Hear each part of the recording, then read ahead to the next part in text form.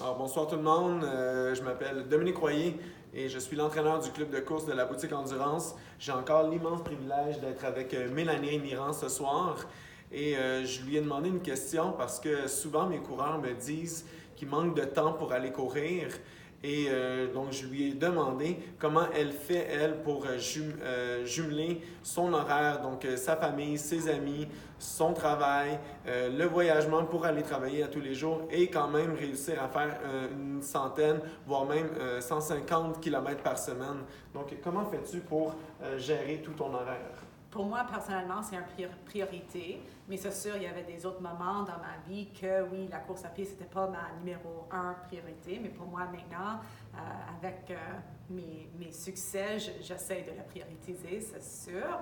Mais moi, je dirais, pour tout le monde, c'est vraiment juste c'est l'organisation. Alors, il faut regarder ton horaire, il faut trouver un agenda et juste écrire une heure où tu es libre à chaque jour, 3 fois par semaine, 4 fois par semaine, n'importe qu'est-ce qui fonctionne dans ton horaire. Et il faut être réaliste avec ça aussi. Ça doit être amusant d'aller faire la course. Alors, il faut trouver juste des petits trous dans ton horaire où tu peux s'entraîner. Alors, ça peut être l'heure de lunch. Il faut des fois le matin avant de travailler, quand tu reviens à la maison. Il faut juste souvent déléguer un peu. Des fois, comme femme, on veut faire tout, mais des fois, c'est ton mari qui peut faire le souper. Il y a des autres, il y a le mari qui peut faire laver la vaisselle. Alors, il y a plein de choses que les membres de la famille peuvent t'aider avec.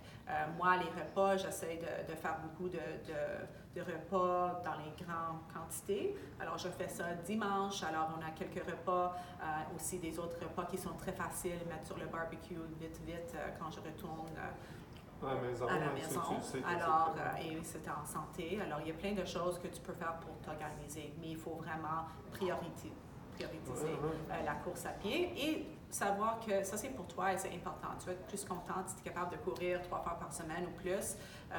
Tes amis vont t'aimer mieux parce que tu es contente et alors tu vas avoir plus d'équilibre dans la vie aussi. Une meilleure humeur aussi. C'est ça. C'est très intéressant. Tu parlais du fait de déléguer, mais même ceux qui ont des enfants peuvent déléguer à leurs enfants plutôt que de vouloir tout faire à la maison, j'imagine. Ou il y a des grands-parents qui peuvent prendre des enfants le samedi matin, ou il y a plein de choses qu'on peut faire comme famille pour aider les personnes qui veulent entraîner, ou même tu peux aller avec tes enfants. Des fois, c'est un carrosse de course à pied pour des easy jogs. J'ai plein d'amis qui ont des enfants, ils font ça. Alors, pour moi, c'est pas une excuse, c'est juste qu'il faut trouver le temps dans la journée et aussi dormir à une heure plus tôt. Parce que si on dort à 10h, à 9h, au lieu de rester debout jusqu'à 1h, minuit, c'est sûr, le matin, on ne va pas vouloir réveiller. Alors, c'est juste d'être discipliné aussi. Et quand on le fait après un mois ou plus, ça devient une habitude. Très intéressant. Ouais. Merci beaucoup, Mélanie.